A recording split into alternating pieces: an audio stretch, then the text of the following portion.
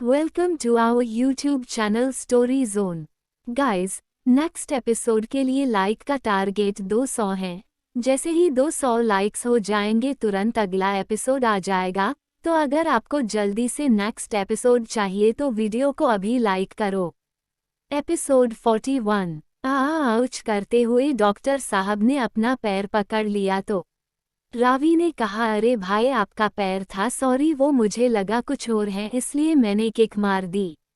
Doctor साहब ने घूर कर रावी को देखा और कहा, आजकल तेरे हाथ पैर कुछ ज्यादा ही नहीं चलने लगे। रावी ने जबरदस्ती बत्ती सी दिखाते हुए कहा, सॉरी ना भाई, ज्यादा जोर की लग गई क्या आपको?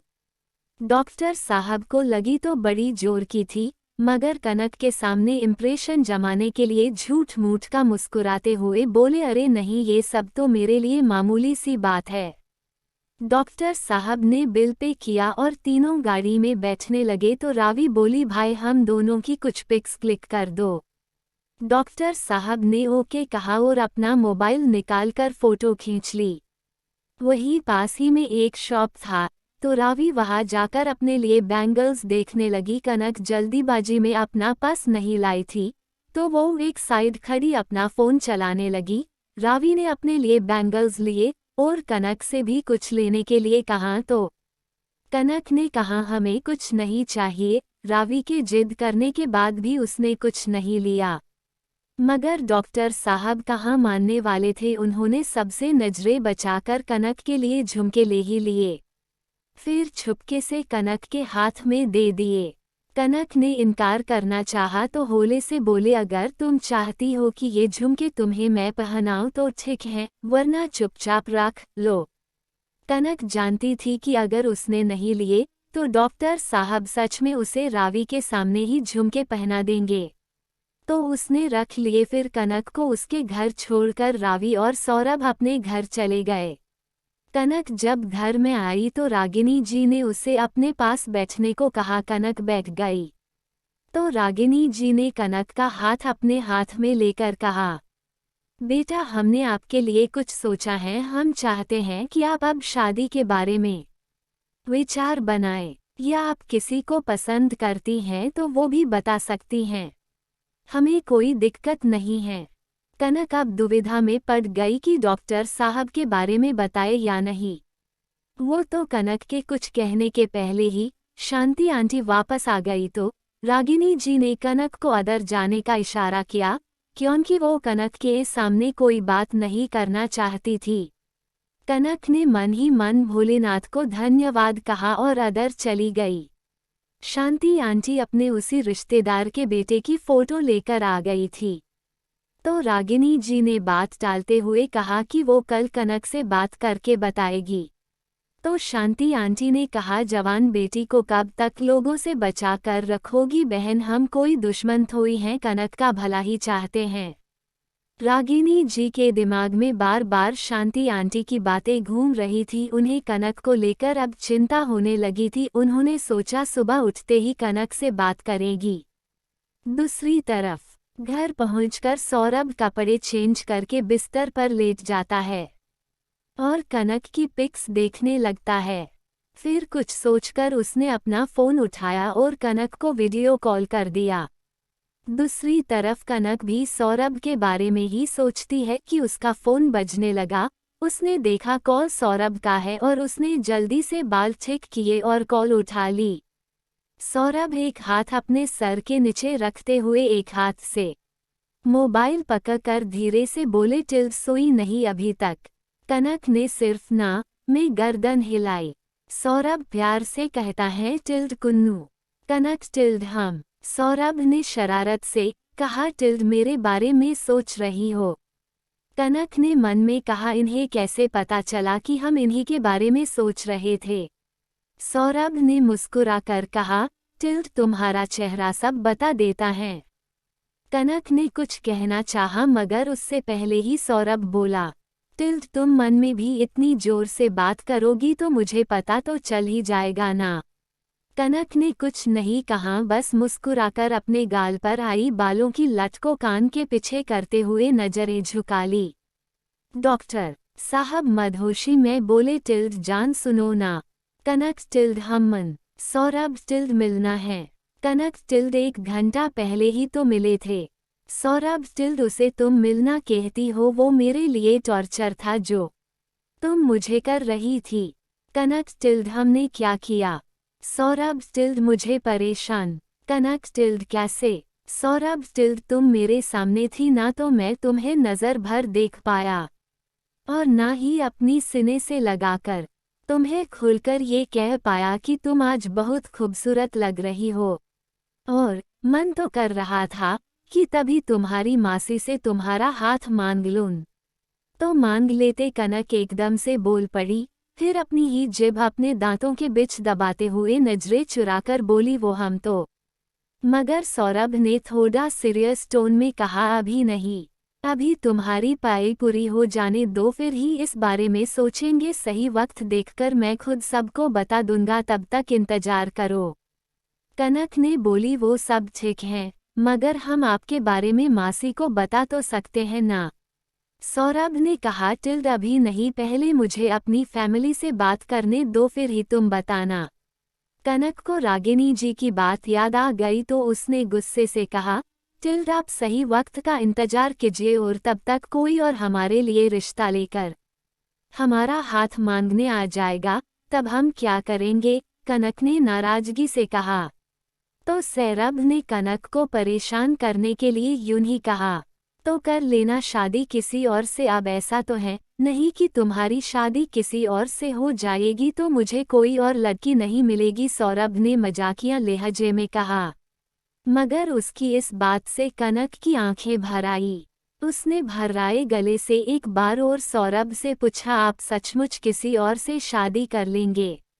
सौरभ को कनक को छेने में बहुत मजा आ रहा था, तो उसने भी सद सा फेस बनाकर कहा, फिर कर भी क्या सकते हैं? तो कनक बोली, आप हमें किसी और की होते देख पाएंगे? सौरभ ने कहा, नहीं, बिल्कुल भी नहीं। कनक को अभी थोड़ी राहत मिली ही थी कि सौरभ ने कहा, मैं तुम्हारी शादी में नहीं आऊंगा तो देखूंगा कैसे, और मुंह दबाकर हंसने लगा। वो बस कनक को परेशान कर रहे थे, क्योंकि कनक बहुत कम ही सौरभ के सामने बोलती थी और आज तो सवाल पर सवाल कर रही हैं। कनक की आंखों से लुढ़क कर आंसू गालों पर आ गए, क्योंकि कनक तो अपनी उधेड़बुन में सौरभ से पूछे जा रही थी और उसके ऐसी बातें सुनकर कनक को लगा जैसे किसी ने उसके दिल 1000 सुइयां एक साथ चुभो दी हो।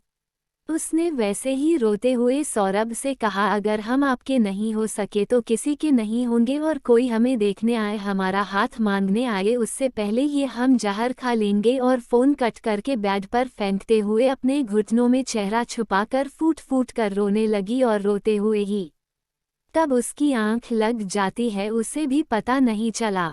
एपिसोड 42। उसने वैसे ही रोते हुए सौरभ से कहा, अगर हम आपके नहीं हो सके तो किसी के नहीं होंगे, और कोई हमें देखने आए, हमारा हाथ मांगने आए, उससे पहले ये हम जहर खा लेंगे। और फोन कट करके बेड पर फेंकते हुए अपने घुटनों में चेहरा छुपाकर फूट फूट कर रोने लगी, और रोते हुए ही तब उसकी आंख लग जाती है, उसे भी पता नहीं चला।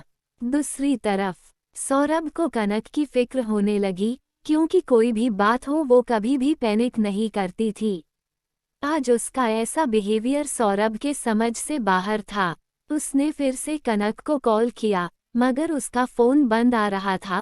उसने कई बार उसे कॉल किया, आखिर में थक हार कर उसने एक गहरी सांस ली और उसे सिर्फ मैसेज कर दिया कि अगर कल सुबह सबसे पहले तुमने मुझे कॉल नहीं किया तो मैं तुम्हारे के घर आ जाऊंगा। एक बारी सौरभ का मन किया कि वो अभी कनक के पास जाकर कहे कि वो सिर्फ उसकी हैं। वो कभी उसे किसी और के साथ बर्दाश्त नहीं कर सकता है। वो कैसे सोच सकती है कि वो उसे किसी और के साथ शादी करने देगा। एक बार को तो सौरभ बुलेट की चाबी लेकर पार्किंग में भी आ गया था। फिर ये सोचकर रुक गया कि इतनी रात को जाना सही नहीं होगा, अगर सुबह कनक का कॉल नहीं आया तब चला जाएगा। सुबह के 7 बजे बज रहे थे जब डॉक्टर साहब का फ़ोन बजा। रात भर कनक के बारे में सोचते हुए देर रात तक तो डॉक्टर साहब को नींद आई ही नहीं थी।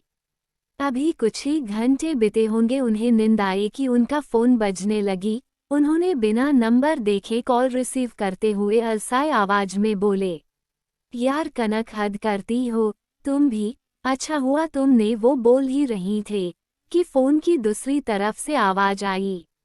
Doctor Mehra, this is doctor Sachan, एक इमरजेंसी है। ए सर के बेटे का एक्सीडेंट हुआ है और बहुत क्रिटिकल है। आप जल्दी आ जाइए। एमएलए सर ने पूरा हॉस्पिटल सिर पर उठा रखा है। डॉक्टर साहब ने कहा, आप उनका ट्रीटमेंट स्टार्ट कीजिए, am just coming. Doctor Sachan ने कहा, या प्लीज कम फास्ट। वैसे डॉक्टर सिंह और उनके साथ डॉक्टर कश्यप इस केस को हैंडल कर रहे हैं।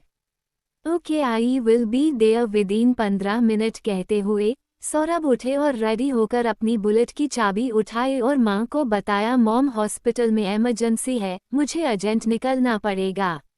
मां ने कहा, अरे पर नाश्ता तो कर लो। नहीं मॉम, टाइम नहीं है, बिल्कुल हॉस्पिटल में ही कुछ खा लूंगा कहते हुए डॉक्टर साहब हॉस्पिटल के लिए निकल गए। कनक का घर। कनक जब जागी तो देखा उसका फोन बंद है।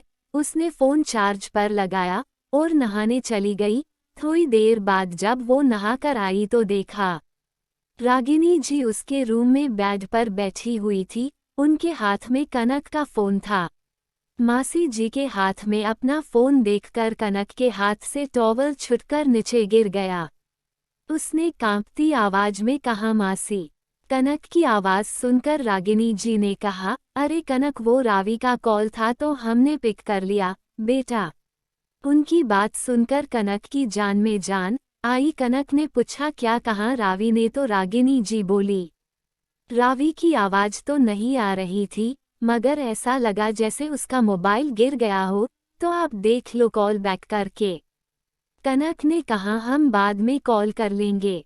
कनक की आंखें रोने की वजह से बुरी तरह सूजी हुई थी, तो रागिनी जी ने कनक का माथा छूते हुए कहा, क्या बात है बेटा, आपकी तबीयत तो ठीक है न, और ये आपकी आंखें इतनी सूजी हुई क्यों हैं? तो कनक ने कहा, वो मासी, सर में थोड़ा दर्द है, इस वजह से रात को ठीक से नींद नहीं आई, तो शायद इसीलिए सूझ गई होंगी, बस। रागिनी जी ने सवालिया नजरों से कनक को देखते हुए पूछा, बस यही बात है ना बेटा, या और कोई बात है? देखिए, आप हमसे हर बात शेयर कर सकती हैं, आप जानती हैं ना हम आपके मासी बाद में है, पहले आपकी दोस्त हैं। अगर आपके मन में कोई दुविधा है या कोई बात जो आपको परेशान कर रही है तो आप हमें बता सकती है। कनक ने रागिनी जी से कहा, एक्चुअली मासी, वो हम आपसे कुछ कहना चाहते हैं, हमारा मतलब है कि बताना चाहते हैं। रागिनी जी एकटक कनक को देख रही थी। कनक नजरें चुराते हुए रागिनी जी से कह रही थी। रागिनी जी ने कनक का हाथ पकड़ते हुए उसे अपने पास बैठाया और प्यार से उसका गाल छूते हुए कहा, आप हमें कुछ बताना चाहती हैं? कनक ने हमें अपनी गर्दन हिला दी। वो मासी, हम और रावी के भक्त। कनक ने इतना ही कहा था कि उनके घर की डोर बेल बज गई। रागिनी जी ने कनक से कहा, हम देखते हैं, आप भी रेडी होकर आ जाइए, फिर बात करते हैं। और रागिनी जी चली गई। कनक ने लगभग रोते हुए कहा, हे महादेव, क्या करे हम, मासी को बताए या नहीं? एपिसोड 43। कनक ने लगभग रोते हुए कहा, हे महादेव, क्या करे हम, मासी को बताए या नहीं, कुछ समझ नहीं आ रहा है। हॉस्पिटल में 6 घंटे बाद ओटी का गेट खुला और डॉक्टर साहब बाहर आए। ओटी के बाहर खड़े सभी लोग उनके पास आए। तभी पीछे से आते हुए धानी ने कहा, ऑपरेशन सक्सेसफुल रहा, मगर पेशेंट को आराम की सख्त जरूरत है, अभी उन्हें वार्ड में शिफ्ट कर देंगे, तब आप लोग उनसे मिल सकते हैं। तो आप लोग उनसे मिल सकते हैं कहते हुए सभी अपने अपने केबिन में चले गए। धानी अपने केबिन में गई तो रजत भी उसके पीछे जाने लगा। उन दोनों के पीछे चल रहे कपिल ने जब रजत को धानी के केबिन में जाते देखा तो खुद को उसके पीछे जाने से रोक नहीं पाया और वो भी धानी के पीछे उसके केबिन में चला गया। रजत धानी से फ्लर्ट करते हुए कहने लगा, क्या बात है, मिस कश्यप आप तो बहुत ही होनहार हैं, मतलब कितने अच्छे से आपने सब कुछ हैंडल कर लिया। लग ही नहीं रहा था कि आप पहली बार ऐसी किसी सिचुएशन देख रही हैं। कमाल है, हेड्स ऑफ टू यू। बोलते हुए रजत ने धानी को सैल्यूट किया तो धानी खिलखिलाकर हंसने लगी। फिर दोनों ने कॉफी मंगवाए और बहुत देर तक बातें करने रहे, मगर ये देखकर कपिल का मुंह बन गया। उसने गुस्से से दांत पिसते हुए कहा, इस रजत का कुछ तो करना पड़ेगा, ज्यादा ही धानी से क्लोज होने की कोशिश कर रहा है, और गुस्से से अपने केबिन में चले गया। धानी ने कॉफी का एक घूंट भरा और रजत से बोली, एनीवे सर, अगर मैं आपसे कुछ कहूँ तो आप माइंड तो नहीं करेंगे ना? रजत टिल डरे, मिस कश्यप आप बिना हिचकिचाहट बोल सकती हैं, आई डोंट माइंड। ये रूबी मैम इतना वियर्ड बिहेव क्यों करती हैं? मेरा मतलब है कि ये हमेशा ही इतने एटीट्यूड में रहती हैं क्या? तब रजत ने कहा, टिल्ड हाँ, वो हमेशा से ही ऐसी ही हैं। इस क्लिनिक में हमने साथ में ही ज्वाइन किया था, हम कॉलेज में भी साथ ही थे, वहाँ भी उसका बिहेवियर ऐसा ही था, इसलिए उसे कोई पसंद नहीं करता था। मगर पता नहीं कपिल को उसमें क्या दिखता है, कॉलेज से ही उसके पीछे पड़ा हुआ है, और वो कपिल को घास भी नहीं डालती। अभी कुछ महीने पहले तो उसने रूबी को प्रपोज भी किया था, पर रूबी ने अपनी आदत अनुसार उसे रिजेक्ट कर दिया। तब से वह अपने आप को और ज़्यादा अहमियत देने लगी। उसे ऐसा लगता है कि हॉस्पिटल में उसके जैसा कोई और नहीं है। धानी ने जब ये सुना कि कपिल रूबी को पसंद करता है, तो ये बात जानकर उसे बहुत तकलीफ हुई। कहीं ना कहीं धानी कपिल को पसंद करने लगी थी, और कुछ दिनों से दोनों के बीच नज़दीकियां भी बढ़ रही थी, तो वो कपिल पर अपना हक समझने लगी थी। मगर ये बात सुनकर कि कपिल किसी और को पसंद करता है, उसे अपने दिल बहुत तेज चुभन महसूस हुई। उसकी आंखों में नमी आ गई। उसने अपनी आंखों की नमी छुपाए हुए रजत से कहा, सर एक्चुअली मुझे एक पेशेंट को एक्जामिन करना है, तो मैं अभी आती हूँ। बोलते हुए धानी ने बिना रजत की बात सुने वहां से चली गए। रजत हैरान नजरों से उसे देखते हुए बोला, अजीब है, ये भी मेरी बात सुने बिना ही चली गई। चलो कोई बात नहीं, जहाँ भी जाएगी वापस तो यही आएगी, मिस कश्यप। और वो भी मुस्कुराकर अपने केबिन में चला गया। दूसरी तरफ जब डॉक्टर साहब ने अपने केबिन में जाकर पियून को बुलाया और अपने लिए कॉफ़ी मंगवाई और फ़ोन चेक करने लगे, फ़ोन देखा तो उसमें रावी की 15 से 20 मिस कॉल देखकर घबरा गए और कॉल बैक करने लगे। पहली बार में पूरी रिंग्स जाने के बाद भी किसी ने कॉल पिक नहीं किया, तो डॉक्टर साहब खुद से बोले, अजीब लड़की है, इतने सारे कॉल करने के बाद अब मेरा फ़ोन भी नहीं उठा रही। और फिर दोबारा कॉल लगाने लगे, दोबारा भी रावी ने फ़ोन नहीं उठाया। तो झल्लाते हुए डॉक्टर साहब ने तीसरी बार कॉल किया। 2 रिंग जाने के बाद ही रावी ने फ़ोन उठा लिया। कॉल उठाते ही रावी ने घबराते हुए बोली, हेलो भाई। तो डॉक्टर साहब बोले, कब से कॉल कर रहा हूँ, उठा क्यों नहीं रही थी? तभी रावी ने सुबकते हुए कहा, भाई आप जल्दी से कनक के घर आ जाइए। रावी घबराते हुए आगे बोली, वो भाई कनक? वो इतना ही बोल पाई थी कि डॉक्टर साहब के फ़ोन की चार्जिंग खत्म हो गई। मगर कनक का नाम सुनते ही डॉक्टर साहब के माथे पर पसीने की बूंदें चमकने लगी। उनके मन में कई तरह के ख्याल आ जा रहे थे। उन्हें कनक की बातें याद आ रही थी।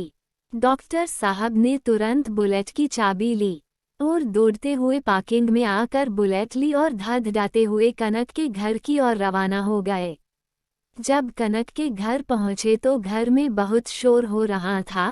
डॉक्टर साहब जब घर के अंदर गए तो अंदर का नज़ारा देखकर उनके होश उड़ गए और आंखें फटी की फटी रह गई। एपिसोड 44, कनक का घर। रावी ने जैसे ही डॉक्टर साहब के बुलेट की आवाज़ सुनी तो दौड़ पर दरवाजे के पास आ गई और दरवाजे पर ही खड़ी होकर उनका इंतजार करने लगी। सौरभ ने जब दरवाजे पर रावी को देखा तो अंदर झांक कर देखने लगे। अंदर देखने पर उन्हें 3-4 लोग सोफे पर बैठे हुए दिखाई दिए। उन लोगों का चेहरा डॉक्टर साहब ठीक से देख नहीं पा रहे थे, क्योंकि उन लोगों की पीठ दरवाजे की तरफ थी। डॉक्टर साहब रावी से बोले, क्या हुआ, कनक कहाँ है, तुम रो क्यों रही थी? तो रावी बोली, अरे भाई वो सब छोड़िए, आप जानते हैं आज है कनक की सगाई होने वाली है। मासी जी ने कनक के लिए एक लड़का पसंद किया है और आज ही कनक की सगाई भी कर रहे हैं। डॉक्टर साहब ये सुनकर अपनी जगह पर जम गए।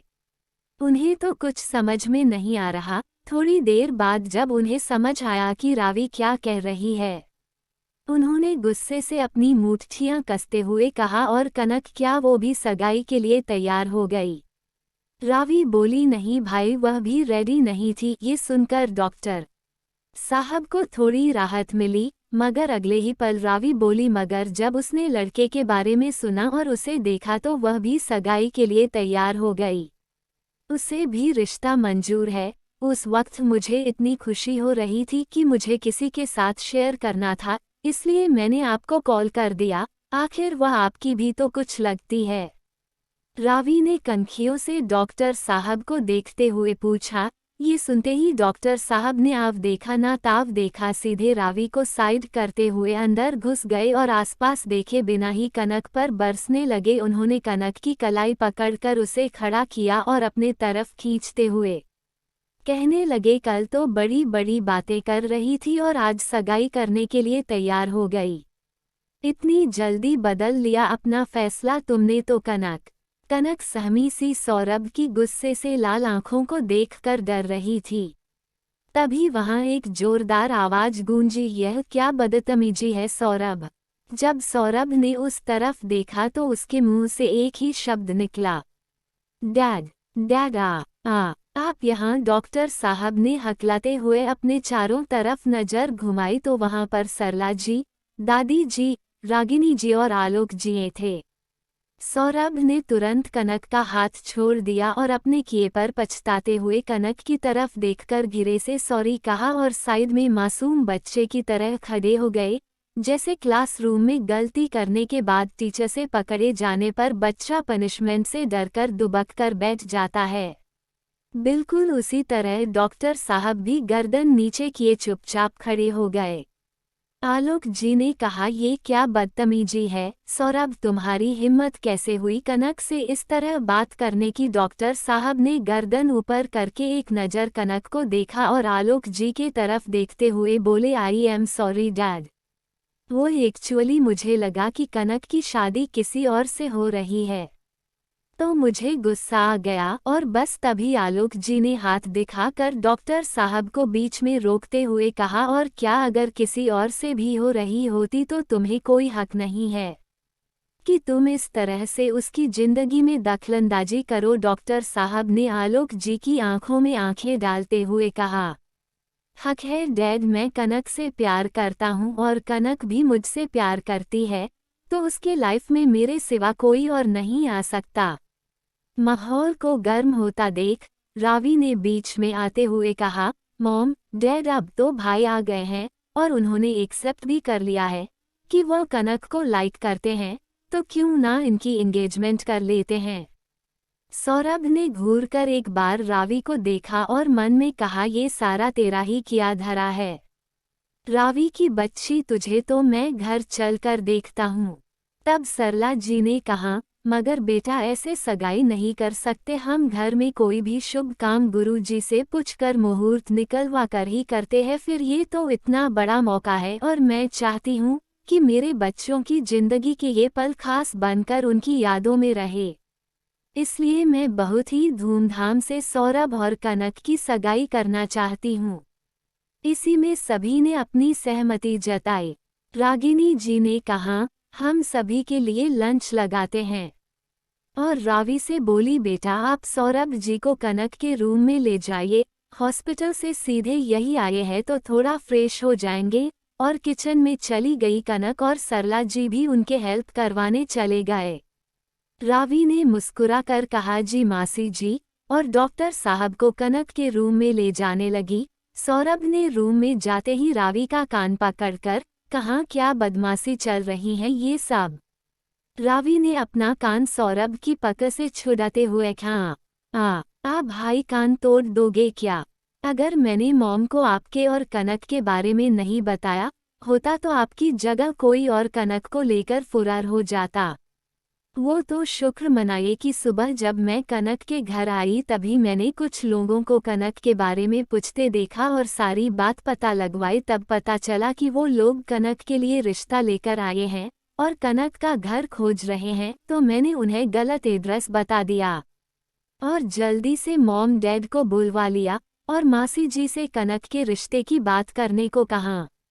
सौरभ, जो बहुत देर से रावी की बात सुन रहा था, उसने कहा, अच्छा तूने कहा और मॉम डैड मान गए? मैं बेवकूफ लगता हूँ तुझे?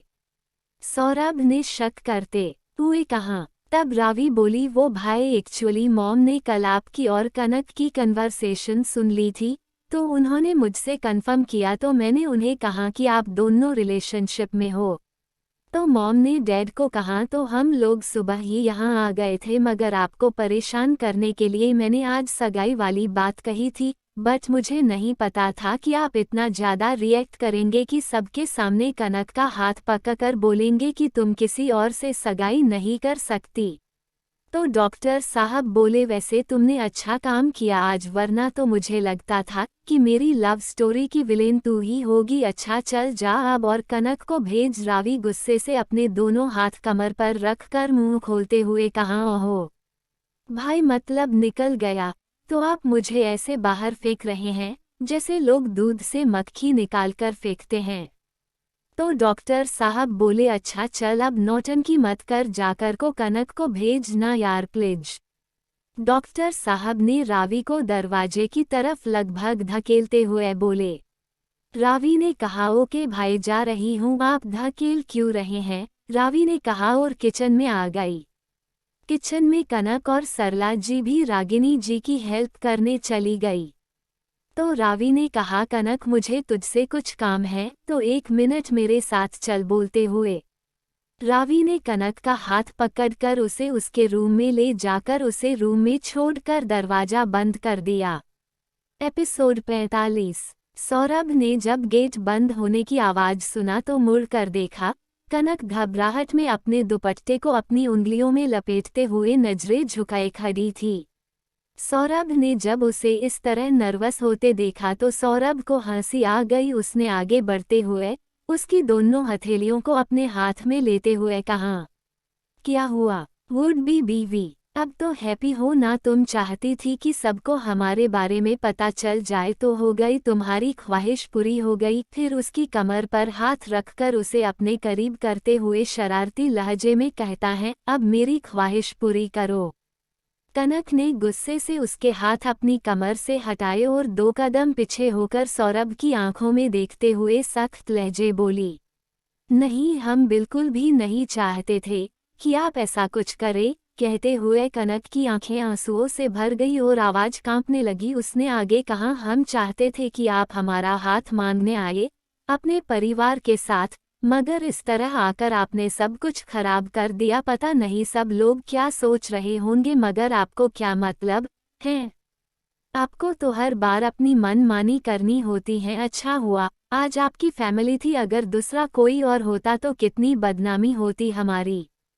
सोचा है आपने? लोग तरह की बातें बनाते, लोगों के ताने हमें सुनने पड़ते, आपको नहीं।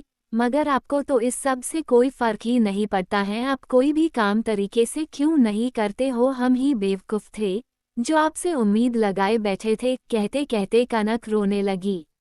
सौरभ ने कनक के पास आते हुए उसके चेहरे को अपनी हथेलियों में भरकर बहुत प्यार से उसके फोरहेड पर किस करते हुए बोला, सॉरी बीवी, उस वक्त कुछ समझ नहीं आ रहा था, गुस्से और फ्रस्ट्रेशन में गलती हो गई, माफ कर दो प्लीज और ये रोना बंद करो वरना मैं। सौरभ की बात खत्म होने से पहले ही कनक ने अपने चेहरे से उसके हाथ हटाए और बोली, पहले तो आप हमें हमारे नाम से बुलाइए, अभी हमारी शादी हुई नहीं है जो आप हमें बीवी कह रहे हैं। कनक ने थोड़े रूखेपन से कहा। तो सौरभ ने कनक को कंधे से पकड़कर दीवार से सटाते हुए कहा, मैं तो तुम्हें बीवी ही कहूँगा क्योंकि मैंने तुम्हें दिल से अपना जीवन साथी मान लिया है। अब तो मौत ही हमें अलग कर सकती है, समझी तुम, इसलिए मैं तुम्हें बीवी ही कहूँगा। सौरभ ने बीवी शब्द पर जोर देते हुए कहा, क्योंकि डॉक्टर सौरभ मेहरा जो चाहता है उसे हासिल करके ही रहता है। फिर चाहे वो सही हो या गलत तरीके से हो या ना हो, मुझे कोई फर्क नहीं पड़ता। कनक ने सौरभ की आंखों में झांकते हुए कहा, हमने भी तो यही कहा कि आपको फर्क नहीं पड़ता किसी भी बात से, आपको तो बस अपनी मर्जी चलानी होती है हर वक्त। बस जाइए, हमें आपसे कोई बात नहीं करनी, हटिए हमारे सामने से। कहते हुए कनक ने सौरभ को परे किया और कमरे से बाहर चली गई। डॉक्टर साहब ने अपने बालों में हाथ फेरते हुए कहा, और गोड जाने आने जाने में मैंने कनक को बहुत हट कर दिया है, क्या करूं, कैसे मनाऊं उसे, डैम इट यार। रावी से पूछूं क्या? फिर कुछ सोचकर बोले, नहीं यार, वो तो और मुझे ज्ञान देने लगेगी, वैसे भी इस फसाद की जड़ तो वही है। क्या करूं, जल्दी कुछ तो सोच सौरभ। बोलते हुए सौरभ अपनी उंगली से अपना फहद मसलने लगा। अचानक ही डॉक्टर साहब के चेहरे पर मुस्कुराहट तैर गई और चुटकी बजाते हुए बोले, ग्रेट, इस प्रॉब्लम का सॉल्यूशन लकी ही बता सकता है, उसी से बात करके देखता हूँ। कहकर सौरभ ने कपिल को कॉल कर दिया। उससे थोड़ी देर बात करने के बाद डॉक्टर साहब बाहर आ गए। बाहर सभी उन्हीं का डाइनिंग टेबल पर वेट कर रहे थे। सौरभ आकर कनक के बगल वाली चेयर पर बैठ तो कनक ने अपनी जगह से उठते हुए कहा, मासी हम सलाद लेकर आते हैं। वो हम सलाद की प्लेट अंदर ही भूल गए शायद, बोलकर कनक जाने लगी।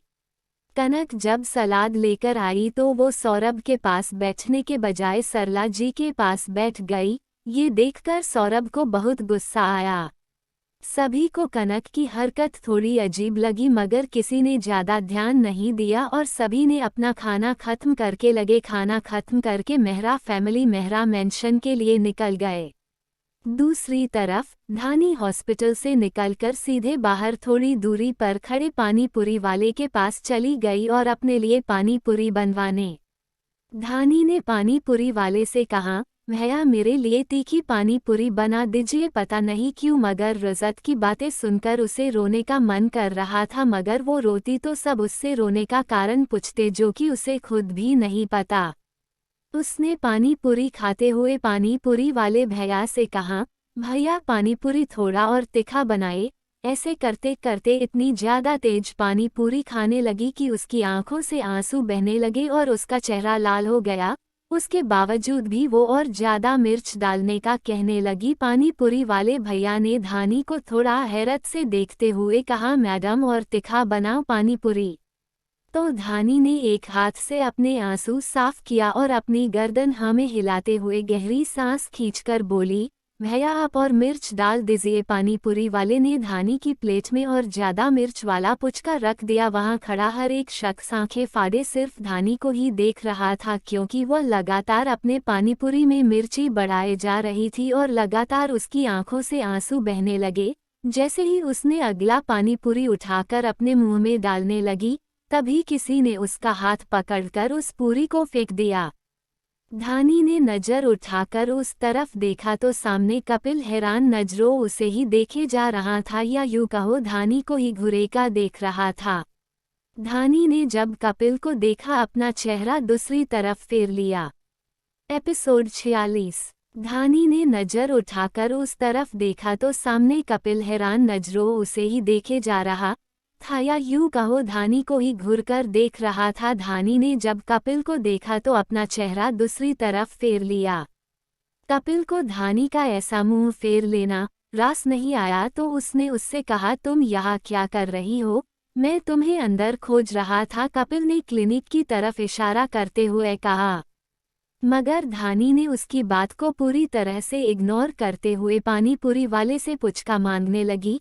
धानी के इस तरह इग्नोर करने से कपिल को बहुत गुस्सा आने लगा और जिस वजह से उसका चेहरा पूरा लाल हो गया, उसने धानी की बाजू पकड़कर उसे अपनी तरफ खींचते हुए कहा, यह क्या वाहियात हरकत है, यह क्या हालत बना रखी है, तुमने अपनी इतनी मिर्ची क्यों खा रही हो? धानी ने चिढ़ते हुए कहा, मैं मिर्च खाऊं या जहर, आपको इससे क्या लेना? आप अपने काम से काम रखिए और बेहतर होगा कि आप अपनी लिमिट में रहे। मेरी लाइफ में इंटरफेयर करने का आपको कोई हक नहीं है। कपिल आंखें फाड़े हैरानी से धानी को देखे जा रहा था। उसे समझ नहीं आ रहा था कि धानी को आखिर हो क्या गया है।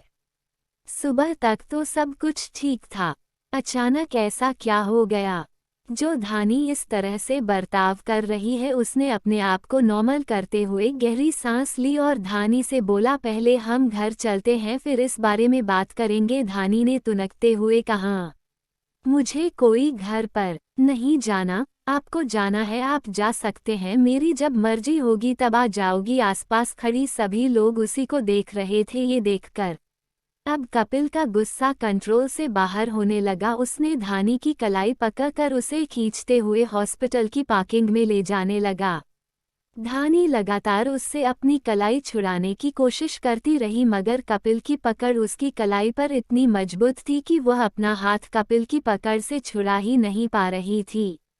आखिर में धानी ने कपिल के हाथ दांत काटते हुए कहा, लकी जी मेरा हाथ छोड़िए, मुझे कहीं नहीं जाना आपके साथ, मैं बिल्कुल नहीं जाना चाहती, छोड़िए मेरा हाथ। मगर उसकी किसी भी बात का कपिल पर कोई असर नहीं हो रहा था और वो उसे लगातार खींचते हुए पार्किंग में अपनी कार के पास ले आया और उसमें बैठाकर डोर बंद करते हुए बोला, तुम्हें जो बात करनी है घर चलते हैं फिर बात करते हैं, अभी प्लीज चुपचाप बैठो।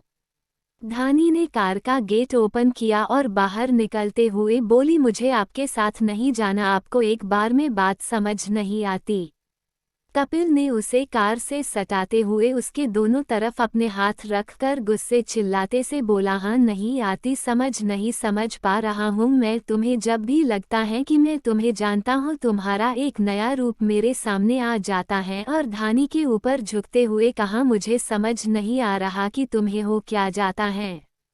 धानी ने उससे दूर हटते हुए कहा, लकी जी मैं बस इतना जानती हूँ कि अभी मैं आपके साथ नहीं जाना चाहती, तो आप प्लीज मुझे अकेला। उसकी बात खत्म होने से पहले ही कपिल ने उसे दोनों बाजुओं से पकड़कर खुद से चिपका हुए कहा, मेरे साथ नहीं जाना तो किसके साथ जाना चाहती हो? हमम बोलो किसके साथ जाना है तुम्हें, उस रजत के या कोई और है? हमम बोलो, जवाब दो। कपिल ने धानी की दोनों बाजू पकड़कर उसे झकझोरते हुए पूछा। धानी ने उसकी आंखों में आंखें डालकर कहा, it's none of your business, आप अपने काम से काम रखिए, आपके लिए बेहतर होगा और कोई हक नहीं है आपको इस तरह से मुझसे सवाल पूछने का। कपिल ने उसके दोनों बाजुओं को कसकर पकड़कर उसे अपने सीने से सटाकर कहा, हक है, और ये हक तुमने अपनी मर्जी से मुझे दिया है। अगर याद ना हो तो मैं तुम्हें याद दिला दूं कि पति हूँ मैं तुम्हारा। तुम्हारी लाइफ में तुम पर, तुम्हारी चीज पर, तुम्हारी हर सांस पर सिर्फ मेरा हक है और यह और की हक मुझसे कोई नहीं छीन सकता, तुम भी नहीं, समझी? कपिल ने हर एक शब्द पर जोर देते हुए कहा, अब चुपचाप गाड़ी में बैठो और घर चलो, मैं कोई और ड्रामा नहीं चाहता। कपिल के इस तरह से कहने पर कि धानी पर सिर्फ उसका हक है, ना जाने क्यों मगर जाने को गुस्सा नहीं आया बल्कि उसके चेहरे पर एक सेटिस्फैक्शन नजर आने लगा। मगर तभी धानी ने धीरे से कहा कि जिस तरह आप मुझ पर हक जता रहे हैं, क्या आप मुझे भी वो हक दे सकते हैं? धानी की बात सुनकर कपिल एकदम से स्पीचलेस हो गया। धानी के चेहरे पर व्यंग भरी मुस्कान आ गई। उसके बाद उसने कुछ भी कहे बिना चुपचाप गाड़ी में बैठ गई और खिड़की के बाहर देखने लगी। पूरे रास्ते कार में सन्नाटा पसरा रहा, ना ही धानी ने कुछ कहा और ना ही कपिल ने एक शब्द भी कहा। मगर धानी की बातों ने उसके दिल और दिमाग पर बहुत गहरी छाप छोड़ दी थी। उसके दिल और दिमाग बीच जंग छेड़ दी थी। दिल कहता कि धानी ने सही तो कहा, उसे भी पत्नी होने के सारे हक मिलना चाहिए, तो वही दिमाग कहता कि उसकी गलती की वजह से दोनों इस जबरदस्ती के रिश्ते बंधे और कपिल ने पहले ही क्लियर कर लिया था कि वह से कोई उम्मीद ना रखे। वहीं धानी जो थोड़ी देर पहले हुआ उसे याद करने लगी। उसकी नज़रों के सामने सब कुछ किसी फिल्म की तरह चलने लगा। इसी उधेड़बुन में दोनों कब घर पहुंचे उन्हें पता ही नहीं चला। धानी कार से निकलकर दौड़ते हुए अपने रूम में जाकर रूम का गेट बंद करते हुए वही गेट से सटकर नीचे बैठ गई और घुटनों में अपना चेहरा छुपाकर रोने लगी। एपिसोड 47। इसी उधेड़बुन में वो दोनों कब घर पहुंचे उन्हें पता ही नहीं चला। धानी कार से निकलकर दौड़ते हुए अपने रूम में जाकर रूम का गेट बंद करते हुए वही गेट से सटकर नीचे बैठ गई और घुटनों में अपना चेहरा छुपाकर रोने लगी। धानी ने रोते हुए ऊपर की ओर देखा और भर्राए गले से कहा, क्यों कान्हा जी, क्यों आखिर आप मेरे साथ ही ऐसा क्यों करते हैं, क्यों कभी मुझे मेरे हिस्से की खुशियां नहीं देते? मैंने ऐसा क्या पाप किया है जो आप मुझे ऐसी सजा दे रहे हैं? सब कुछ होकर भी मेरे पास कुछ नहीं है। बचपन से फिर सिसकते हुए बचपन से माँ के प्यार को तरसती रही, मगर कभी आपसे शिकायत नहीं की। यह सोचकर संतुष्ट हो जाती थी कि बाबा का प्यार तो मिला, कुछ लोगों को तो वह भी नहीं मिलता है, पर मैं नहीं जानती थी कि आप सिर्फ इतने में ही संतुष्ट नहीं होंगे। आपने तो मेरे लिए कुछ और ही सोच रखा है। आज मेरे पास कहने को एक पति जो मेरा होकर भी मेरा नहीं, मुझे अपने पति को अपना कहने की इजाज़त नहीं, उस पर मेरा हक है। कान्हा जी, आखिर ऐसा क्यों मेरे साथ ही ऐसा क्यों होता है? क्यों मुझे कभी पूरी खुशियाँ नहीं मिलती, हमेशा अधूरी जिंदगी ही मिलती है? इससे तो अच्छा होता कि आप मुझे ये जीवन ही नहीं देते, या तो जन्म लेते ही मैं मर गई होती। इस जिंदगी में मुझे बहुत घुटन होती है। कान्हा जी कहते हुए धानी फूट फूट कर रोने लगी और फिर खुद को संभालते हुए वो खड़ी हुई और 2 कदम चली ही थी कि लड़खड़ाकर अचानक से जमीन पर गिर गई और उसके आंखों के सामने अंधेरा छा गया और धानी की आंखें अपने आप बंद हो गई।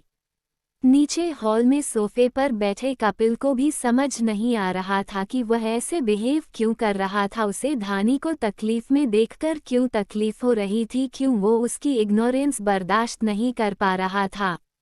ये सब सोच सोच कर अब कपिल के सर में दर्द होने लगा। उसने अपने दोनों हाथों में अपने सर को पकड़ते हुए कहा, शायद मेरी ही गलती है, मुझे उसे इस तरह से बात नहीं करनी चाहिए थी। हो सकता है वो किसी बात को लेकर परेशान हो और मैं इस तरह से पूछने से और उसे फोर्स करने से वह फ्रस्ट्रेट हो गई होंगी, इसीलिए ऐसे बर्ताव कर रही होंगी। मुझे उसे सॉरी बोलना चाहिए। फिर अपने बालों में हाथ देते हुए वो ऊपर धानी के रूम की तरफ चल दिया। धानी के रूम को 2-3 बार नॉक करने के बाद भी जब उसने गेट नहीं खोला और ना ही आवाज दी तो कपिल ने सोचा शायद वो अब भी नाराज है, इसलिए आवाज नहीं दे रही।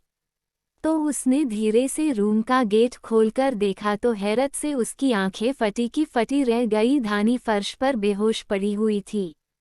कपिल ने दौड़कर धानी को अपनी गोद में उठाया और बेड पर लेटाकर उसके गाल पर हल्की थपकी लगाते हुए कपिल धानी को उठाने की कोशिश करने लगा, मगर धानी को अपनी आंखें ना खोलते देख कपिल घबरा गया। उसने धानी को अपने सीने से लगाकर कहा, सॉरी यार, प्लीज आंखें खोलो, उठ जाऊं ना। घबराहट में कपिल का पूरा शरीर कांपने लगा। वो चाहे लाख बार कहे कि धानी से उसे कोई फर्क नहीं पड़ता, मगर हकीकत से तो वो भी अनजान था। उससे धानी की ऐसी हालत नहीं देखी जा रही थी। कपिल ने कहा, मुझे बहुत घबराहट हो रही है धानी, कुछ तो कहो। मगर धानी ने कोई जवाब नहीं दिया। तो कपिल ने पास रखे ग्लास से थोड़ा पानी लिया और धानी के चेहरे पर छींटे मारने लगा। धानी ने हल्की सी हरकत की तो कपिल ने उसे ठीक से बेड पर लेटाते हुए उसने धानी से पूछा, यू हो? कि कपिल की आंखों में धानी अपने फिक्र साफ देख पा रही थी। रोने के कारण धानी की आंखें बुरी तरह लाल और सूजी हुई थी। धानी ने धीरे से आंखें खोलकर हाँ में अपनी गर्दन हिला दी। कपिल ने गिलास से थोड़ा पानी धानी को पिलाकर ग्लास को साइड टेबल पर रखकर धानी को सुलाकर कहा, धानी तुम रेस्ट करो, कुछ चाहिए होगा तो मुझे बता देना, मैं यही सोफे पर बैठा हूँ। धानी ने कुछ नहीं कहा, बस अपनी आंखें बंद कर ली। कपिल का कंसर्न देखकर धानी को अपने किए बर्ताव पर गिल्टी फील हो रहा था। दूसरी तरफ मेहरा मेंशन में डॉक्टर साहब अपने रूम में इधर से उधर घूमते हुए लगातार कनक को कॉल किए जा रहे थे और कनक उनका फ़ोन रिसीव नहीं कर रही थी। अभी लगभग रात के 8 बजे बज रहे थे। तो डॉक्टर साहब ने अपने बुलेट की चाबी उठाई और कनक के घर के लिए निकल गए। कनक का घर। कनक और रागिनी जी उनके रूम में बेड पर बैठी बात कर। रागिनी जी ने कनक का हाथ अपने हाथ में लेते हुए कहा, आप बहुत किस्मत वाली है कनक, क्योंकि सौरभ आपसे बहुत प्यार करते हैं। उनकी आंखों में हमने आपके लिए बहुत प्यार देखा है और आज जो कुछ भी उन्होंने किया उसके बाद तो हम दावे के साथ कह सकते हैं कि हम कभी आपके लिए सौरभ जी जैसा लड़का नहीं खोज पाते, मगर हम बहुत खुश हैं बच्चे आपके लिए कि आपको हमसे भी ज़्यादा प्यार करने वाला कोई है। अब आप भी अपने घर चली जाएगी। हम आशा करते हैं जो खुशी हम आपको नहीं दे पाए वो मेहरा फैमिली में शामिल हों के आपको मिलेगी। आज आपके माँ पापा भी बहुत खुश होंगे, कहते हुए रागिनी जी में कनक के माथे पर किस किया। कनक भी काफ़ी इमोशनल हो गई थी। कनक ने रागिनी जी के गले लगते हुए कहा, ऐसा नहीं है मासी, आपने हमें कभी भी कोई कमी नहीं होने दी, हमारी दुनिया आप हैं। अगर आप ऐसे करेंगे तो हम शादी ही नहीं करेंगे। कनक की बात पर रागिनी जी मुस्कुरा कर रह गई। उन्होंने कनक से कहा, आप जाकर सो जाए, थक गई होगी ना। कनक ने हाँ कहा और रूम में आ गई। कनक जब रूम में आई तो उसे जाने पहचाने परफ्यूम खुशबू आई। उसने कमरे में एक नज़र दौड़ाई, उसे कमरे में कोई भी नज़र नहीं आया तो अपने सर पर चपत लगाते हुए कनक ने कहा, वो यहाँ कैसे हो सकते हैं, वो तो अभी अपने घर में होंगे, हम भी ना कुछ भी सोचते हैं। बोलते हुए उसने अलमारी से अपने कपड़े लिए और वॉशरूम में चेंज करने चली। कनक चेंज करके बाहर आई। कनक ने स्लीवलेस टॉप साथ पजामा पहन रखा था। बाहर आते ही उसकी नज़र बेड पर बैठे सौरभ की ओर गई। उसे देखते ही कनक ने हड़बड़ाहट में अपने हाथ में लिए टॉवल से ही खुद को कवर करते हुए कहा, डॉक्टर साहब आप यहाँ क्या कर रहे हैं। सौरभ ने बेड से उठकर के पास आते हुए कहा, अपनी होने वाली बीवी से मिलना है। उसके ऐसे कहने से कनक सहम गई। उसने कहा, आप अभी जाए, हम कल आपसे कॉलेज के बाद मिलेंगे। तो सौरभ ने उसकी बात पर ध्यान दिए बिना कहा, तुमने मेरा फ़ोन पिक क्यों नहीं कर रही थी, अगर तुम फ़ोन उठा लेती तो मैं यहाँ नहीं आता। अब जब मैं आ ही गया हूँ तो ऐसे ही खाली हाथ नहीं जा सकता ना बीवी। कहते हुए सौरभ ने शरारत से अपनी एक आंख विंक की। ये देखकर कनक की आंखें हैरानी से बड़ी हो गई। एपिसोड 48। ये देखकर कनक की आंखें हैरानी से बड़ी हो गई। कनक ने सौरभ से कहा, मतलब आप क्या करने वाले हैं। कनक ने हकलाते हुए पूछा। तो सौरभ ने कनक के पास आते हुए उसके गर्दन में अपनी बाहें डालते हुए कहा, अब इतनी भी नादान मत बनो। कहते हुए सौरभ ने कनक की नोज पर अपने फिंगर से टैप किया और उसके गाल पर किस कर दिया। कनक की तो जैसे जान गले में ही अटक गई हो। कुछ देर तो उसने सांस ही नहीं ली। कनक बस स्टेचू की तरह खड़ी थी, जिस वजह से उसका टॉवल भी कब का नीचे का गिर चुका था, जिससे उसने खुद को कवर कर रखा था। टॉवल के हटते ही कनक की मोती जैसी गोरी और चमकदार स्किन क्लियरली दिखने लगी। सौरभ ने कनक के कान के पास अपना चेहरा ले जाकर उसके कान में कहा, मुझे कॉफ़ी पीना है। उसकी बात सुनकर कनक जैसे होश में आई हो, उसने अपनी लंबी पलकों को लगातार झपकाते हुए कहा, कॉफ़ी। ये बात कनक ने ऐसे कही मानो खुद को यकीन दिला रही हो कि उसने ये ही सुना। सौरभ ने कहा, हाँ कॉफ़ी अब बना दो जल्दी। कनक ने हाँ कहा और रूम से बाहर चली गई। 5 मिनट बाद कनक अपने हाथ में कॉफ़ी का मग लेकर आई और सौरभ को देते हुए उसके पास ही खड़ी होकर कॉफ़ी खत्म होने का वेट करने लगी। कनक बार बार अपने टॉप को कभी ऊपर खींचती तो कभी नीचे, ये देखकर कि कनक थोड़ी अनकंफर्टेबल हो रही है। सौरभ ने कनक की ओर देखते हुए बोला, ऐसे टॉप खींचने से लंबा नहीं होने वाला, जाकर चेंज कर लो। मगर कनक ने मना करते हुए कहा, नहीं हम ठीक हैं। उसकी बात सुनकर सौरभ कॉफ़ी पीने लगा, पर थोड़ी देर बाद कनक फिर से अपना टॉप एडजस्ट करने लगी। अब सौरभ ने चिढ़कर कॉफ़ी का मग नीचे रखकर कनक को खींचकर अपनी गोद में बैठाकर उसे अपनी पहनी हुई जैकेट में ही कवर करते हुए कनक को बाहों में भरकर कनक के कंधे पर अपना चिन रखकर बोला, अपने होने वाले पति से कौन शर्माता है यार इतना। और कनक को छेते हुए बोला, मैंने तो सोचा था कि शादी के बाद जब हम हनीमून पर जाएंगे तब मैं तुम्हारे लिए 1 पीस शॉर्ट्स और स्लीवलेस बैकलेस ड्रेसेस लूंगा, मगर तुम तो इतना शर्माओगी तो मुझे दूसरी लड़कियों देखकर ही मन बहलाना पड़ेगा। कनक ने गुस्से में खुद को सौरभ की बाहों से अलग की और उसकी जैकेट पकड़कर धमकाने वाले अंदाज में बोली। सौरभ की आंखों में अपनी आंसुओं से भरी आंखों से देखते हुए कहा, सोचना भी मत, अगर आपने ऐसा किया तो हम सौरभ ने मुस्कुराकर कनक को कमर से थामते हुए कहा, तो तुम क्या करोगी?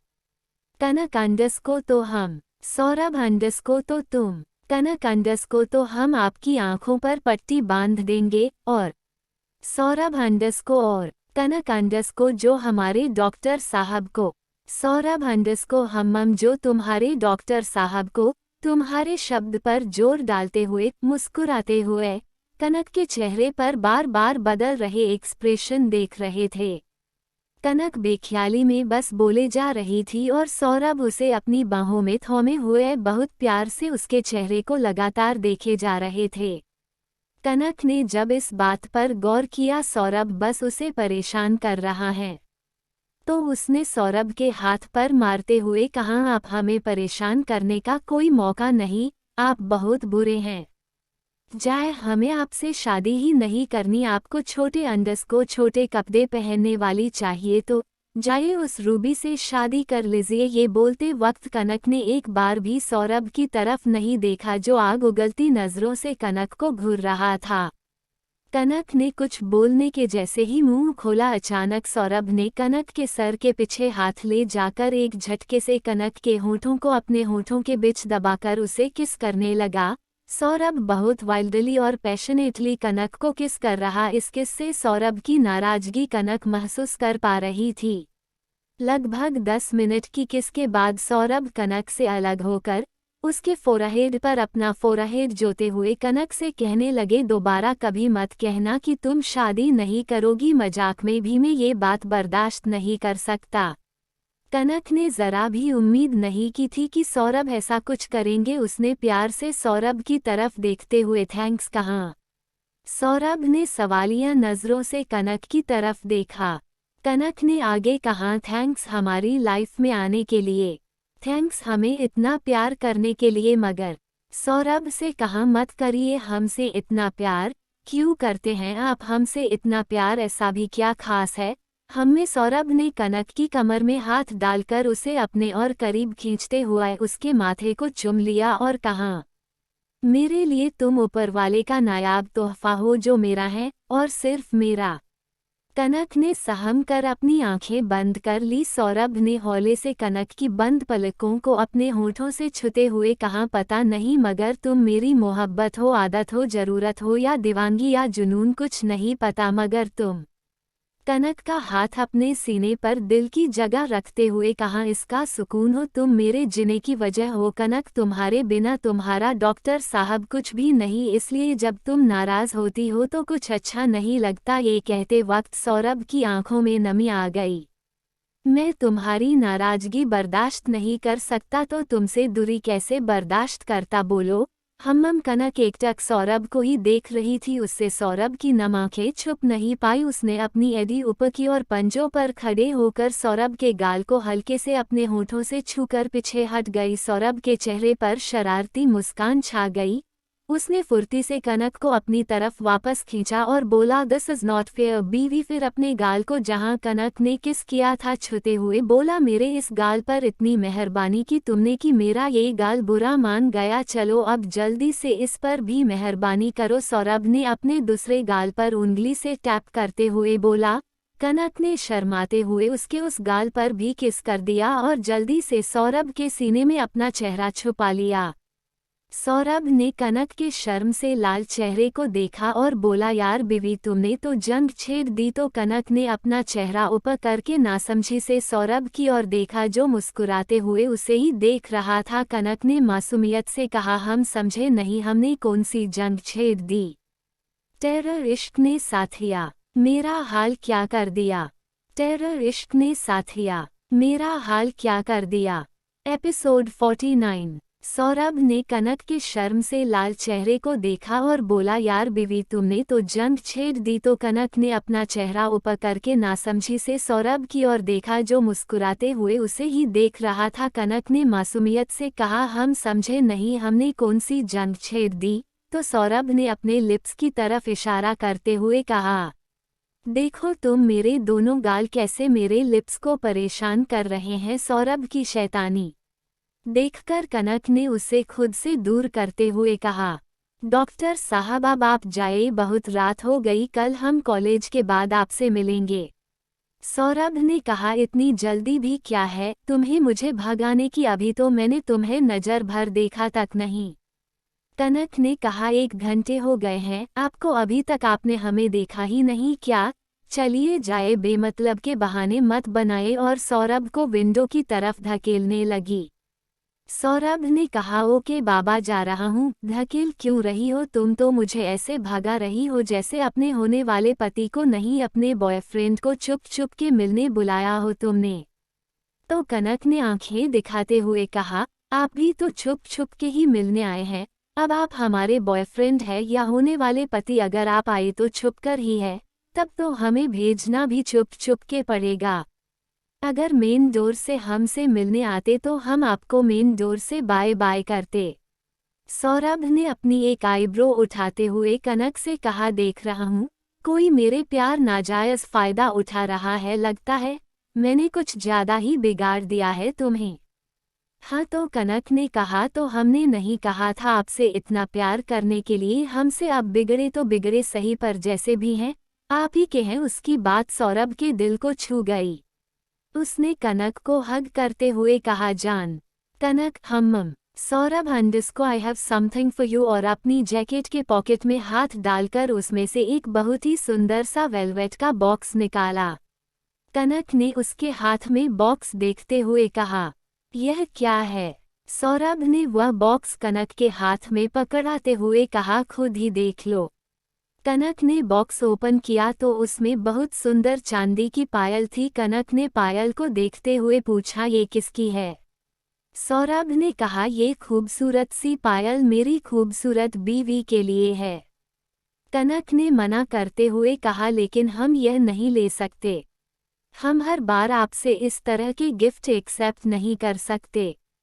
सौरभ ने थोड़ी नाराजगी से कनक के तरफ देखते हुए सख्त लहजे में कहा क्यों नहीं ले सकती? क्या प्रॉब्लम है? यह मैं तुम्हारे लिए ही लाया हूँ, अब तुम्हें रखना है तो रखो वरना इसे फेंक दो, नहीं तो दे दो, मैं खुद ही फेंक दूंगा। बोलकर सौरभ में गुस्से से अपना चेहरा दूसरी तरफ कर लिया। सौरभ को नाराज देख कनक ने कहा क्योंकि हमारा असली गिफ्ट आप है, हमारा असली गहना अगर आप हमारे पास है तो हमें और किसी चीज की जरूरत नहीं है। फिर भी कनक की बातों का सौरभ पर कोई असर नहीं हुआ तो कनक ने हार मानते हुए अपने कान पकड़कर सॉरी कहा और सौरभ से बोली जब आप लाए हैं तो पहना भी आप ही दीजिए।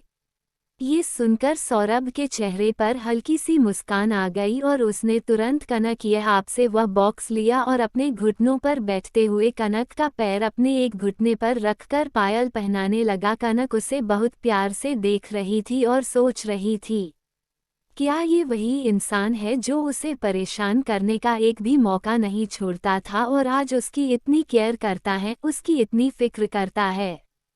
कनक को अभी भी यकीन नहीं हो रहा था कि वही सौरभ है जो छोटी छोटी सी बातों में कनक को सुनाने में पीछे नहीं होता था और आज कनक की आंखों में एक आंसू बर्दाश्त नहीं कर सकता। ये सोचकर कनक की आंखों में आंसू आ गए कि कोई है जो उससे इस हद तक प्यार करता है। सौरभ ने कनक के दोनों पायल पैरों में पायल पहनाए और कनक के चेहरे की तरफ देखते ही आश्चर्यचकित होकर पूछने लगा। कनक की आंखों में आंसू देखकर सौरभ थोड़ा परेशान होकर कनक के चेहरे को अपने हथेलियों में भरते हुए कनक से पूछने लगा क्या हुआ तुम्हें, तुम्हारी आंखों में आंसू? तो कनक ने अपने आंसुओं को पोंछते हुए कहा कुछ नहीं, कचरा चला गया था शायद, और सौरभ के सीने पर अपना सर रख दिया और थोड़ी देर वैसे ही खड़े रहने के बाद कनक ने सौरभ से कहा आप हमेशा हमसे इतना ही प्यार करेंगे ना? कनक की यह बात सुनकर सौरभ के चेहरे पर एक मुस्कान आ गई और उसने कहा वह तो मैं तुम्हें नहीं बता सकता कि मैं हमेशा ही तुमसे इतना प्यार करूंगा। कनक ने हैरान नजरों से सौरभ की ओर देखते हुए पूछा इसका मतलब आगे चलकर आपका प्यार कम जाएगा हमारे लिए? तो सौरभ ने कहा नहीं और बढ़ जाएगा, मगर हाँ मैंने सुना है कि जब लोगों के बच्चे हो जाते हैं तो उनका प्यार कम हो जाता है, तो हमारे बच्चे हो जाएंगे तो मेरा प्यार भी कम हो जाएगा तुम्हारे लिए। ये सुनकर कनक का चेहरा शर्म से बुरी तरह लाल हो गया। उसने मन में सोचा, है भोलेनाथ, इन्होंने कहाँ तक की प्लानिंग करके रखी है। फिर उसने चेहरे पर नकली मुस्कुराहट लाते हुए सौरभ से कहा, वैसे अपने बच्चों के नाम भी सोच लिए होंगे। सौरभ ने कहा, नहीं, मगर मैंने ये सोच रखा है कि मुझे 4 बच्चे चाहिए, 2 बेटे और 2 बेटियां। उसके ख्यालों की ट्रेन को ब्रेक लगाने का काम कनक के मोबाइल ने किया। अचानक मोबाइल बजने से दोनों का ध्यान कनक के मोबाइल पर गया, जिस पर रावी का नाम फ्लैश हो रहा था। कनक ने जल्दी से अपना फोन उठाया तो सौरभ ने कॉल स्पीकर पर कर दिया। कनक ने हेलो कहा तो रावी ने कनक पर बरसते हुए कहा, रावी, कनक, मुझे तुझसे ये उम्मीद नहीं थी यार, तू कितनी बड़ी छुपी रुस्तम निकली। तेरा और भाई के अफेयर के बारे में मुझे भनक भी नहीं लगने दी और मुझसे ये बात छुपा कर अच्छा नहीं किया तूने। वैसे तो मैंने सोचा था कि कल कॉलेज में तुझसे बात करूंगी, पर मुझसे रहा नहीं गया। तुझसे बात किए बिना मुझे नींद ही नहीं आ रही थी, इसलिए इतनी रात को तुझे कॉल कर लिया। प्यार क्या मिला तो तुम अपने दोस्त को भूल ही गई यार। फोन स्पीकर पर होने की वजह से सौरभ उसकी सारी बातें सुन रहा था। तभी सौरभ ने कहा, ज्यादा नौटंकी करने की जरूरत नहीं है, जो बात करनी है कल कॉलेज में कर लेना। सौरभ की आवाज सुनकर रावी एकदम शॉक्ड हो गई और उसने कहा, भाई, आप कनक के घर पर क्या कर रहे हो, वो भी इतनी रात को। सौरभ को रियलाइज हुआ कि उसने क्या गड़बड़ कर दी। उसने तुरंत रावी को धमकाने वाले अंदाज में कहा, अगर तूने यह बात किसी को बताई ना तो। रावी ने उसकी बात पूरी होने से पहले ही कहा, अगर आप चाहते हैं कि मैं ये बात किसी को ना बताऊं तो आपको मुझे 1 दिन के लिए अपना क्रेडिट कार्ड देना होगा। सौरभ ने कहा, तू कुछ ज्यादा ही डिमांडिंग नहीं हो रही है। तब रावी ने कहा, सोच लीजिए, अभी आप क्या चाहते हैं कि आप आए तब सिर्फ मैं आपका वेट करूं या पूरा परिवार? Choice is yours. अगर आप चाहते हैं कि घर में किसी को यह ना पता चले कि आप इस वक्त कनक से मिलने गए हैं तो आपको मुझे अपना क्रेडिट कार्ड देना होगा, वरना। तो सौरभ ने कहा, ओके, दे दूंगा, फोन रख अब। फिर सौरभ ने कनक की तरफ देखकर के माथे पर किस किया और बाय बोलकर चला गया। सौरभ के जाने के बाद कनक बेड पर बैठी अपनी पायल देखकर मुस्कुराने लगी और मन में बोली, धन्यवाद भोलेनाथ, हमें इतनी खुशी देने के लिए। वहीं दूसरी तरफ आधी रात को धानी की जब नींद खुली तो उसने देखा कि कपिल सोफे पर बैठे बैठे ही सो चुका है। ये देखकर धानी को बहुत बुरा लगा। वह उठी और अलमारी से एक्स्ट्रा पिल्लो और चादर निकालकर कपिल के पास जाकर बैठ गई। उसने धीरे से साइड में पिलो रखकर बहुत ध्यान से कपिल का सर तकिए पर रख दिया और उसे चादर उड़ाकर जाने लगी तो कपिल ने उसका हाथ पकड़ते हुए नींद में कहा, मत जाओ प्लीज, मत जाओ। कपिल के चेहरे पर अजीब सी बेचैनी थी। धानी ने कपिल के बाल में हाथ चलाते हुए उसके चेहरे को निहारने लगी और खुद से बोली, अब आपकी लाइफ में मेरी वजह से कोई प्रॉब्लम नहीं आने दूंगी। और उसकी नज़र कपिल के चेहरे पर ठहर गई। धानी वही सोफे के पास बैठकर कपिल के चेहरे को देखने लगी। नींद में कपिल के बिखरे बाल से वो और ज्यादा अट्रैक्टिव लग रहा था। धानी एकटक उसके चेहरे को निहारने लगी। कपिल किसी मासूम बच्चे की तरह धानी का हाथ पकड़े सोया था। एपिसोड 50। रात में देरी से सोने की वजह से सुबह कपिल की नींद भी देरी से ही खुली। उसने पहले तो अपने आप को अपने रूम के बजाय धानी के रूम में पाया तो हैरान हो गया। फिर धानी के बारे में सोचते ही उसने पूरे रूम में एक नज़र दौड़ाई, मगर धानी अपने कमरे में नहीं थी। उसे लगा शायद नीचे हॉल में होगी तो उसने मन में कहा, क्या करूं मैं इस लड़की का, थोड़ा भी खुद का ध्यान नहीं रखती, कल बेहोश हो गई थी। मगर फिर भी कहते हुए कपिल ने अपनी स्लीपर्स पहनी और नीचे धानी को देखने लगा।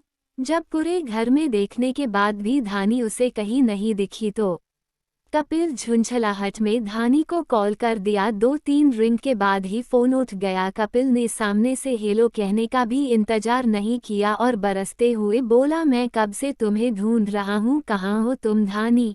तभी सामने से आवाज आई, excuse me, wait, miss Kashyap ward में पेशेंट को विजिट करने के लिए गए हुए हैं। आप कौन बात कर रहे हैं? वो आएंगी तो मैं उन्हें बता दूंगा। कपिल ने कहा, आप कौन है और धानी का फोन तुम्हारे पास क्यों है? उसने कड़क आवाज में पूछा। मैं डॉक्टर रजत बात कर रहा हूँ, मैं धानी का दोस्त हूँ। रजत ने कहा, आप कौन है? तो कपिल की मुट्ठियां गुस्से से भींच गई। कपिल ने बिना कोई जवाब दिए फोन काट दिया और स्क्रीन को घूरते हुए तिरछी हंसी हंसकर खुद से बोला दोस्त, और सोचने लगा मगर ये धानी का फोन रजत के पास क्या कर रहा है। तभी उसकी नज़र सामने लगी वॉल क्लॉक पर पड़ी घड़ी में टाइम देखते ही कपिल हड़बड़ा गया और बोला, ओ शिट, इतना टाइम हो गया है और मुझे पता भी नहीं चला। बोलते हुए कपिल अपने रूम में गया और रेडी होकर हॉस्पिटल के लिए निकल गया। मेहरा मैंशन। सरला जी ने आज पंडित जी को बुलवा कर कनक और सौरभ के सगाई की डेट फिक्स करवा दी। उन्होंने रागिनी जी को भी कॉल करके भी बता देती हैं और साथ ही उन्होंने रागिनी जी को ये भी आश्वासन दे दिया कि उन्हें कुछ भी करने की जरूरत नहीं है। सारी तैयारियां और फंक्शन मेहरा मैंशन में होगा और कनक के लिए गहने और कपड़े भी वह खुद कनक को अपने साथ मार्केट ले जाकर उसके पसंद के ये सारी चीजें दिलवा आएंगे। रागिनी जी ने हाँ कह तो दिया था पर माँ का मन कहाँ मानता है। एक माँ तो बेटी के जन्म से ही बेटी के शादी के लिए सपने संजोने शुरू कर देती है। कुछ अरमान रागिनी जी के भी थे कनक के लिए, तो दोनों परिवारों ने डिसाइड किया कि जो भी वह चाहते हैं आपस में मिलकर कर लेंगे। सरला जी ने रागिनी जी से पूछकर शाम को ही ज्वेलर को घर बुलवा लिया और साथ जी डॉक्टर साहब को भी फोन करके कह दिया कि हॉस्पिटल से आते वक्त कनक और रागिनी जी को अपने साथ लेते आए ताकि दोनों ही कनक के गहने और अंगूठी भी ले लेवे। मगर रागिनी जी ने ये कह दिया कि उन्हें कुछ जरूरी काम है तो कनक ही देख लेगी, जो उसे पसंद हो वो ही उनकी भी पसंद होगा। हॉस्पिटल में कपिल दनदनाते हुए अपने केबिन की ओर जा ही रहा था कि डॉक्टर साहब ने उन्हें अपने केबिन में बुलवा लिया। कपिल ने डोर नॉक किया और केबिन में जाकर सौरभ के सामने वाली चेयर पर बैठते हुए कहा, सौरभ हंडस को क्या बात है लकी जी, आज तो आप इतनी जल्दी हॉस्पिटल आ गए। मैं तो आपको एक रिस्पॉन्सिबल डॉक्टर समझता था। कपिल अंडस को सॉरी यार, एक्चुअली कल तबीयत कुछ ठीक नहीं थी तो सुबह नींद नहीं खुली। सौरभ ने थोड़ी फिक्र जताते हुए पूछा, अभी कैसा फील कर रहे हो? बेटर, कपिल ने सटीक शब्दों में कहा और डॉक्टर साहब से पूछा, वैसे कोई बात है क्या जो तुम मेरा वेट कर रहे थे? सौरभ हंडस को हाँ, बात तो बहुत जरूरी है। सौरभ ने सीरियस होते हुए कहा, वो दरअसल मुझे चिराग गर्ग MLA का बेटा के केस के सिलसिले में तुमसे कुछ डिस्कस करना था। मैं देख रहा हूँ कि इतने बेहतरीन ट्रीटमेंट के बाद भी वो ठीक से रिस्पॉन्स नहीं कर रहा है। ऐसा लगता है जैसे वो खुद ठीक नहीं होना चाहता है, उसमें अब जीने की चाहत ही नहीं बची है। कपिल, तो इसमें हम क्या कर सकते हैं? कपिल ने लापरवाही से अपने कंधे उचकाते हुए कहा। सौरभ ने गुस्से से कहा, हम ही कर सकते, हमें पता करना होगा कि आखिर कौन सी वजह है जो चिराग इस कदर अपनी लाइफ से खेल रहा है। कपिल, मैं कुछ समझा नहीं। सौरभ ने अपने दोनों कोहनी टेबल पर रखकर आगे की ओर झुककर दोनों हाथ की उंगलियों को आपस में मिलाते हुए कहा, मैं चाहता हूँ कि इस केस को धानी हैंडल करे जैसे उसने कुंज का केस हैंडल किया था। I hope you don't mind. Guys, next episode के लिए लाइक का टारगेट 200 है। जैसे ही 200 लाइक्स हो जाएंगे तुरंत अगला एपिसोड आ जाएगा। तो अगर आपको जल्दी से नेक्स्ट एपिसोड चाहिए तो वीडियो को अभी लाइक करो। Thanks for watching.